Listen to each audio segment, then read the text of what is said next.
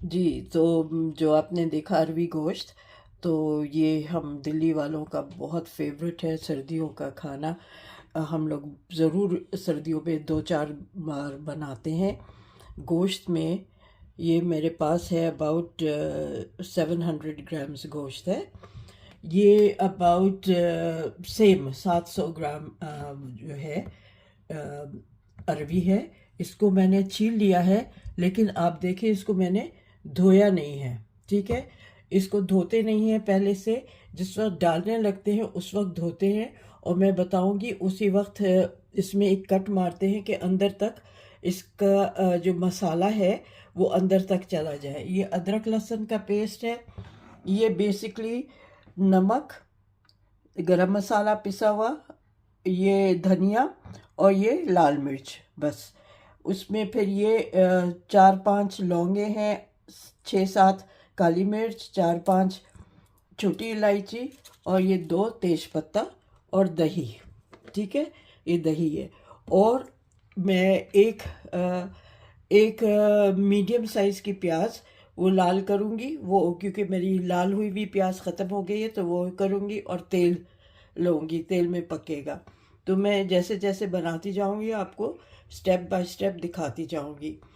ये everyday type खाना है जो हम लोग बहुत इंजॉय करके सर्दियों में खाते हैं। जैसे कुछ चीज़ें हैं जो सर्दियों में हम लोग बहुत इंजॉय करते हैं, जैसे कि दमपुख्त है, जो मैंने सिखाया हुआ है, 8-10 महीने पहले सिखाया था।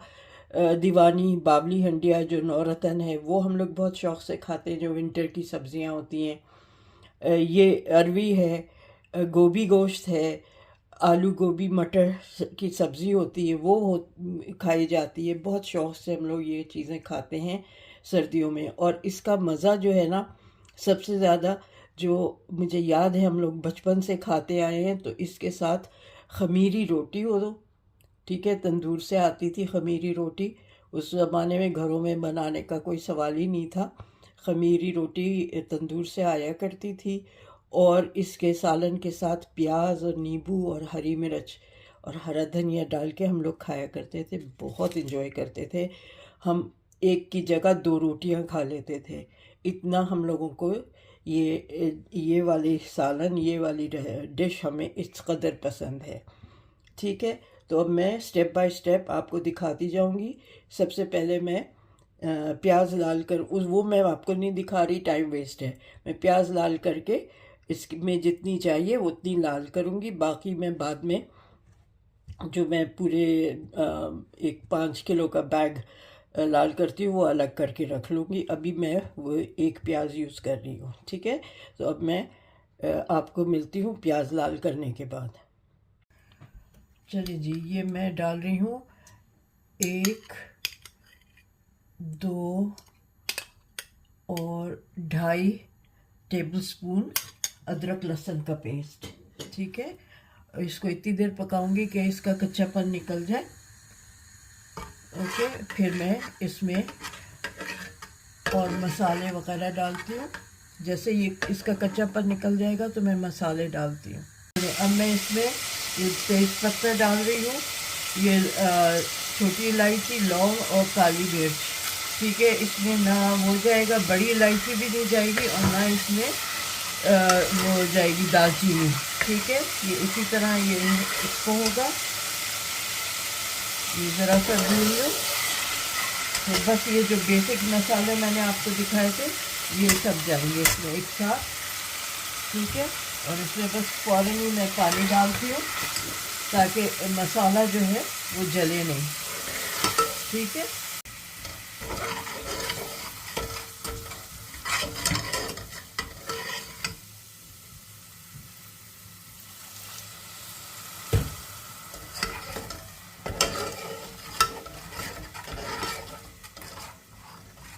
चलिए ये भून जाए तो अब मैं ये हो गया, ज़रा सा भून गया तो 1 आध मिनट बाद मैं इसमें गोश्त डाल के वो भी भूनती हूँ। चलिए, अब मैं गोश्त डाल लेती हूँ। मैंने आपको बताया ये 700 ग्राम गोश्त है, मटन है। ठीक है, बोन और ये लेग के पीसेस कटवाए थे मैंने, ठीक है, लेग में से कटवाए थे, शोल्डर के नहीं है, लेग के हैं।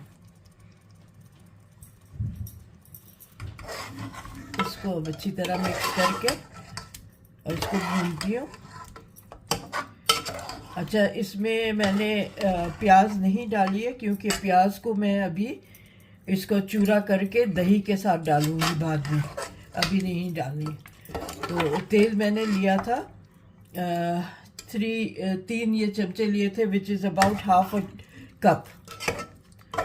ओके, तो ये अब मैं इसको अच्छी तरह भून के ये गोश्त में से ये कच्चापन, इसका पानी छूट जाए और कच्चेपन का जो है वो निकल जाए, उस वक्त तक इसको भूनती हूँ, फिर दिखाती हूँ आपको। हाँ, ये अच्छी तरह भून गया है। आप इसमें देखें, इसका कलर चेंज हो गया है गोश्त का पूरी तरह, और हड्डी में भी वो सुर्ख रंग नहीं है जो खून का होता है, जब गर्म होता है तो वो निकलता है, वो भी ख़त्म हो गया है। अब मैं इसमें 1.5 गिलास पानी डाल के इसको प्रेशर लगा दूंगी, और प्रेशर के बाद मैं इसको 10 से 12 मिनट पकाऊंगी, ठीक है। उसके बाद जब ये पक जाएगा 10 से 12 मिनट, तो उसके बाद मैं आपको दिखाऊंगी, ठीक है। हाँ जी, देखें ये गोश्त जो है गल गया है, ठीक है। अब मैं ये जो है अरवी, ये आपने को मैंने दिखाया था कि मैंने छीली है, मैंने इसको धोया नहीं था, ठीक है। और इसको मैंने जैसे कहा कि एक पूरा नहीं काटते, इतना इतना काट के इसको छोड़ देते हैं, ताकि जब हम इसको भूनेंगे और इसको पकाएंगे इसमें मसाले में, तो इसमें सारा ये मसाला अंदर तक चला जाए, ठीक है। इसको मैं क्विक वॉश देके और फ़ौरन ही डाल दूंगी।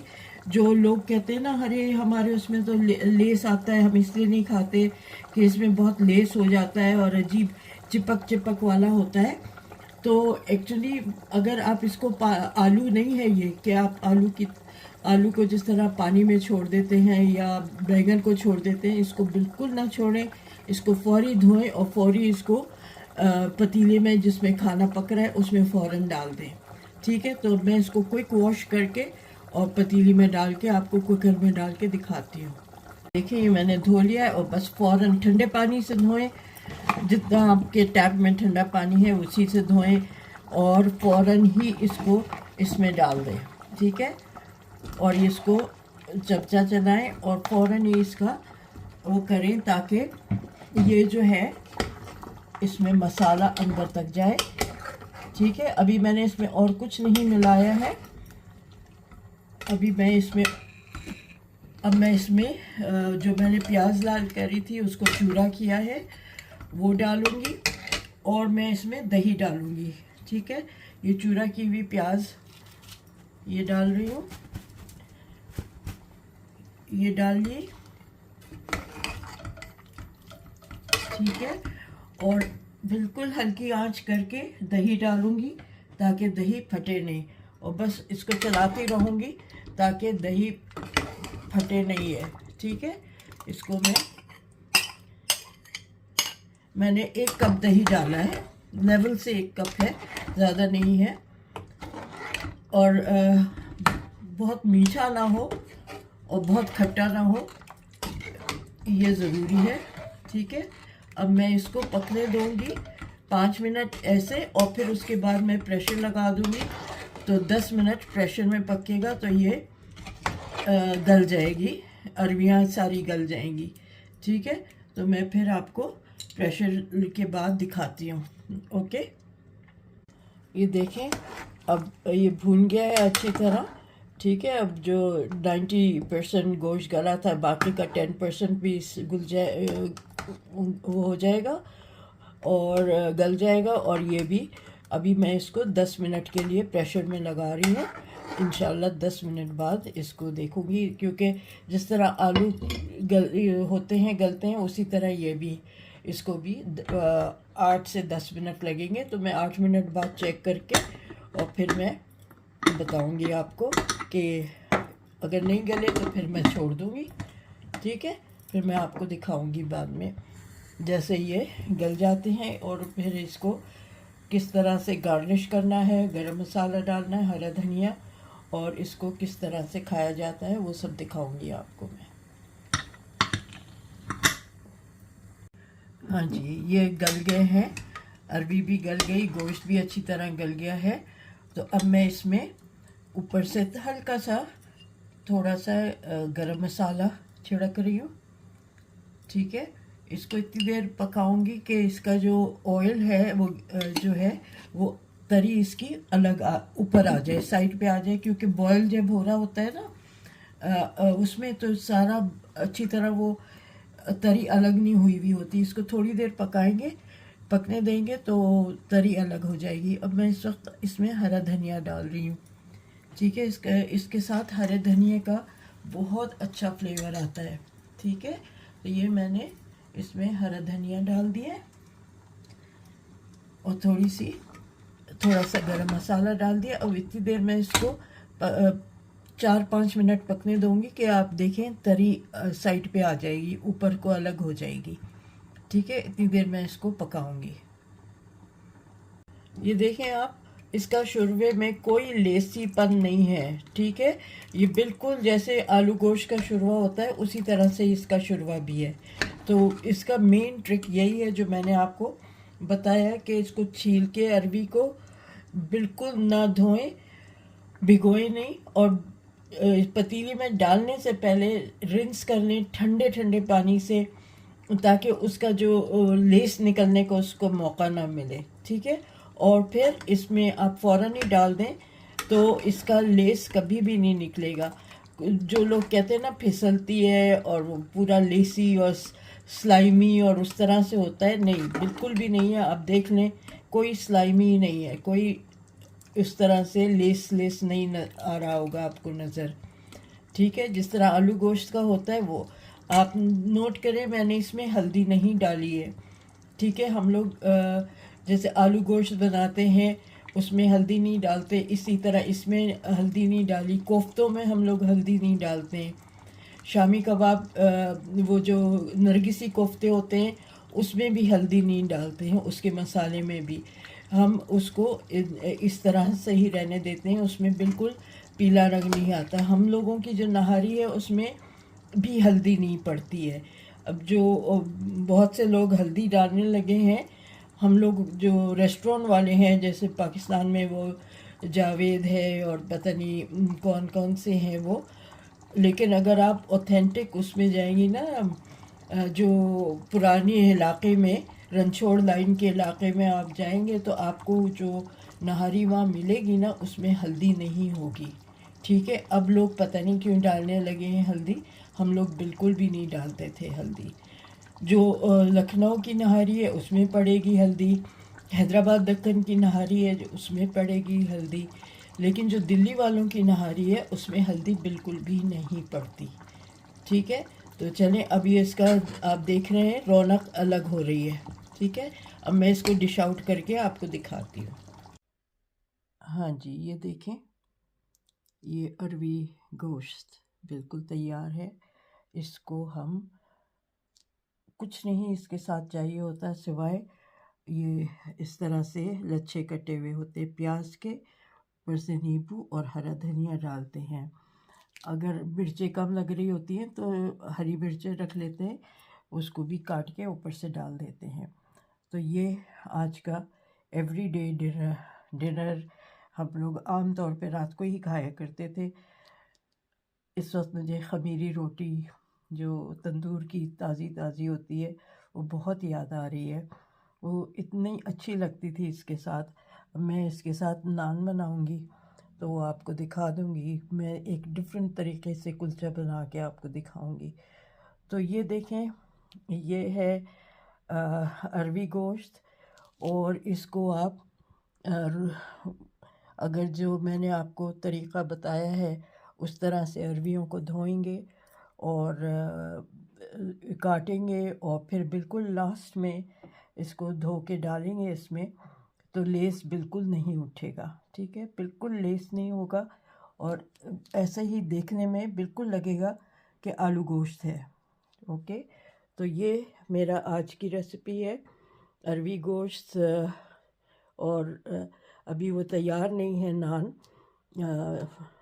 ख़मीरी रोटी, कुलचा मैं बनाऊंगी एक डिफरेंट तरीके से, तो आप देखिएगा और फिर उसको मैं बना के आपको दिखाऊंगी और मैं उस कुलचे के साथ इसको खाऊंगी। ठीक है ना? तो चलें फिर मिलते हैं एक और रेसिपी के साथ।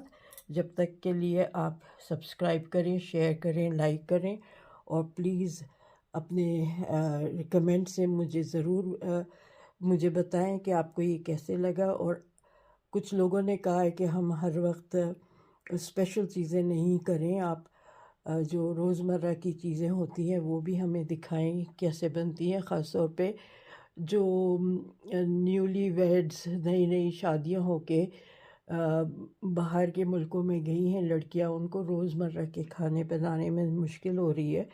और वो लोग पहले तो वो रेडीमेड मसाले यूज़ कर रहे थे, अब हेल्थ कॉन्शियस हो गए हैं तो वो लोग रेडीमेड मसाले इतना नहीं यूज़ करना चाहते।